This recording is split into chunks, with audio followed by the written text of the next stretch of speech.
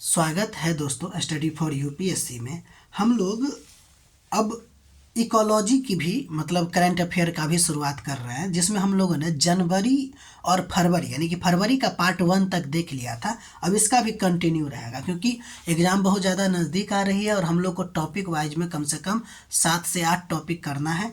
तो और टोटल कम से कम 13-14 मंथ का तो करना ही है, इसलिए थोड़ा सा टाइम लगेगा, इसलिए एक ही साथ 2-3 सब्जेक्ट की भी शुरुआत कर रहे हैं। ठीक है, तो देखिए फरवरी 2025 का पार्ट 2 में इसमें पहला टॉपिक जो आपको चर्चा में था वो आपको वैश्विक सोयाबीन व्यापार को लेकर था। एक्चुअली अमेरिका ने कई सोयाबीन व्यापार भागीदारों में क्या कहा कि हम टैरिफ लगाएंगे, इसकी मतलब धमकी दिया।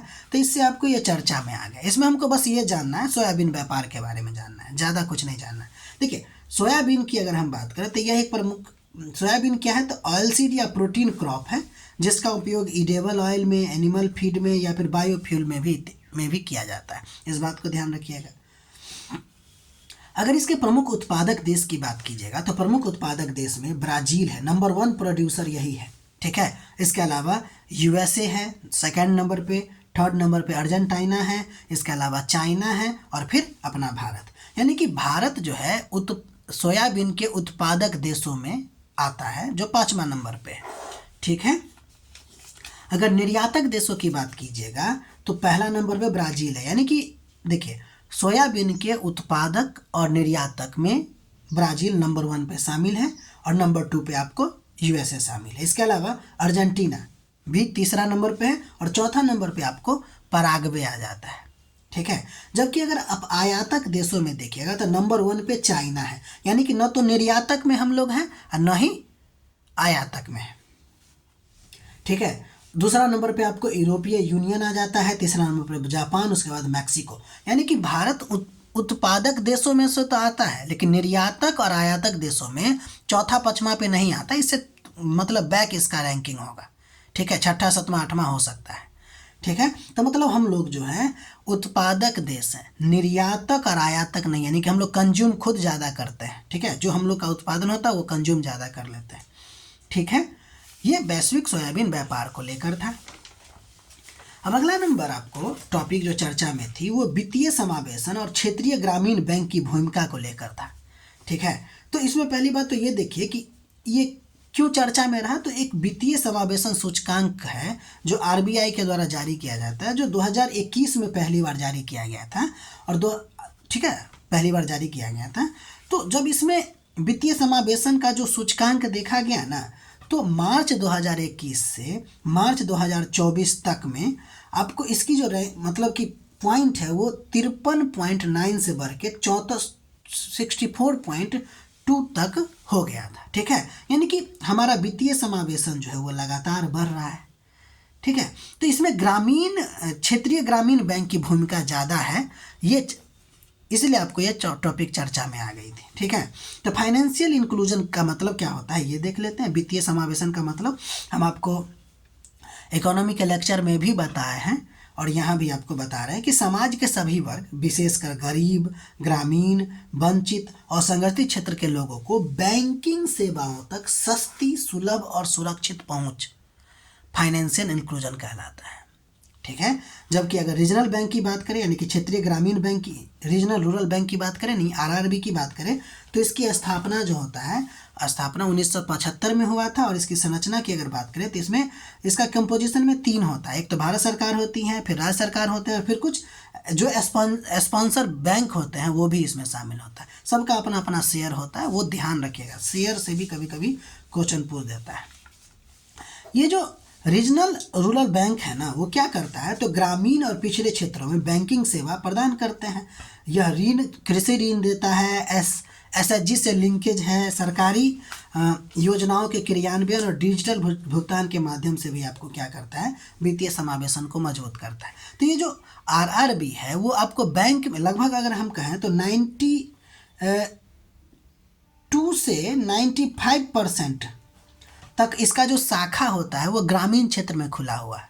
ठीक है, और अगर वित्तीय समावेशन में इतना ज़्यादा मतलब कि अंक बढ़ चुका है, मतलब कि 0 से लेकर अगर 100 तक की बात करें तो बहुत ज़्यादा बढ़ गया ना, तो इसमें क्षेत्रीय ग्रामीण बैंक की भूमिका है। ठीक है, और ये जो क्षेत्रीय ग्रामीण बैंक होता है एक प्रकार का शेड्यूल्ड बैंक है, ये भी बात याद रखिएगा। आरबीआई के अनुसूची नंबर 2 में आता है, इसलिए इसको बोला जाता है शेड्यूल्ड बैंक। ठीक, देखिए इकोनॉमी में इसी प्रकार से क्वेश्चन पूछा जा सकता है। क्वेश्चन ऐसे पूछा जा सकता है कि ये जो क्षेत्रीय ग्रामीण बैंक है उसके मतलब कि भूमिका भारत के वित्तीय समावेशन में इस प्रकार है कि जिससे वित्तीय समावेशी सूचकांक जो है उसका अंक 53.9 से 64.2 तक बढ़ गया है। इस बात को ध्यान रखिएगा। तो ऐसे क्वेश्चन बना सकता है, वो सेंटेंस फॉर्मेशन कर सकता है। ठीक है, अब हम लोग वित्तीय क्षेत्र में उभरते रुझानों के से संबंधित टॉपिक देखते हैं। एक्चुअली है क्या कि पोस्ट कोविड पीरियड में अगर देखिएगा तो भारत की जो बैंकिंग प्रणाली है ना उसमें स्ट्रक्चरल परिवर्तन हुआ। क्या स्ट्रक्चरल परिवर्तन हुआ? तो लोग बैंक सेंट्रिक मॉडल से मार्केट सेंट्रिक मॉडल की तरफ बढ़ गए। पहले लोग बैंक जाया करते थे, अब घर पे बैठे बैठे मार्केट यानी कि जो फाइनेंशियल मार्केट होता है उसमें ज़्यादा घुस गए वो लोग। ठीक है, जिससे हुआ क्या कि retail landing, unsecured loan, digital finance तथा इक्विटी मार्केट के माध्यम से हुआ क्या कि लोगों को अलग अलग जगह से पैसा मिलने लगा, यानी कि डाइवर्सिफाइड फंडिंग चैनल का विस्तार हुआ। इस बात को याद रखिएगा कि ये हमारा वित्तीय क्षेत्र का रुझान है। मार्केट में जो है आपको स्ट्रक्चरल परिवर्तन हो गया। जो बैंक सेंट्रिक मॉडल हुआ करता था भारत की वित्तीय प्रणाली, वो अब कैसा हो गया? मार्केट सेंट्रिक हो गया, और जिसके वजह से फंडिंग चैनल में डाइवर्सिफाई देखने को मिला। अगर आप बैंक के लैंडिंग ट्रेंड की बात कीजिएगा पोस्ट कोविड, तो देखिए लोगों का जो झुकाव है वो कॉरपोरेट हैवी लैंडिंग से रिटेल या एमएसएमई लैंडिंग की तरफ झुका ज़्यादा, यानी कि लोग जो है रिटेल या एमएसएमई लोन की तरफ ज़्यादा बढ़े। अनसेक्योर्ड लोन में भी ज़्यादा वृद्धि हुई, यहाँ तक कि डिजिटल लैंडिंग प्लेटफॉर्म का भी विकास हुआ या विस्तार हुआ। ठीक है, छोटे छोटे डिजिटल आप कह सकते हैं इसको, जैसे कि क्रेडिट भी जैसा चीज़ जो होता है वो आपको लोन देने का कोशिश करता है लोगों को। तो डिजिटल लैंडिंग प्लेटफॉर्म का भी विस्तार हुआ। इस बात को ध्यान रखिएगा, कैसे भी इसको क्वेश्चन बना सकता है। अगर आप वही इक्विटी मार्केट और आईपीओ में देखिएगा तो उसमें भी बूम देखने को मिलता है।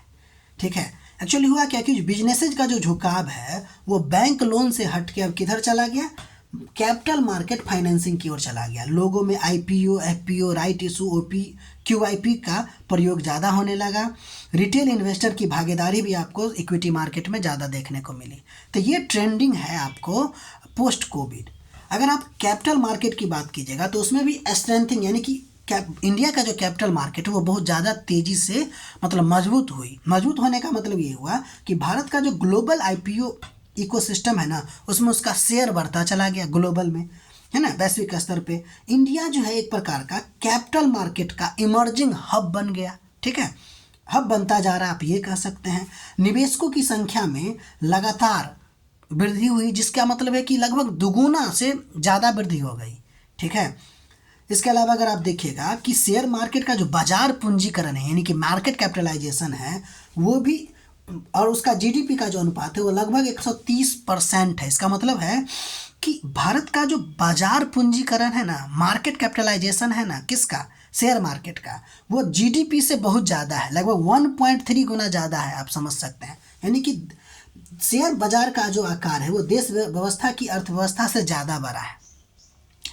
ठीक है, लेकिन एक बात ध्यान रखिएगा, यहाँ पे आपको यूपीएससी ट्रैप दे सकता है कि अगर शेयर मार्केट का आकार ज़्यादा बढ़ गया है तो इसका मतलब है कि रियल इकोनॉमी मजबूत है क्या? तो नहीं। देखिए, शेयर मार्केट के आकार अगर ज़्यादा वृद्धि होगी तो इसका मतलब ये भी तो है कि लोगों का जो पैसा है वो रिक्सी भी तो होगा। इस समय लोगों का बहुत सारा पैसा डूब भी गया, तो मतलब ये है कि रिक्सी होता है।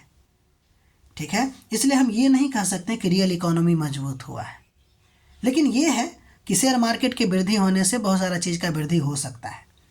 तो ये आप देख सकते हैं कि कैसा कैसा ट्रेंड देखने को मिलता है। और इकोनॉमी में ना ज़्यादातर ट्रेंड बेस्ड क्वेश्चन ही पूछा जाता है। तो इस बात को ध्यान रखिएगा कि वित्तीय क्षेत्र में जो रुझान है वो कैसा है? तो स्ट्रक्चरल परिवर्तन आया। क्या?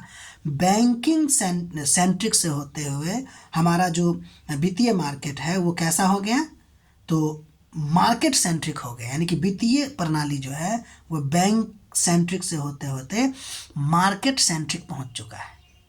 तो इतना ध्यान रखिएगा, इसका नोट बनाने की कोशिश कीजिएगा, ठीक है। अगर हमारा प्रयास आपको अच्छा लग रहा है तो लाइक कीजिए, शेयर कीजिए, सब्सक्राइब कीजिए। मिलते हैं अगले वीडियो में।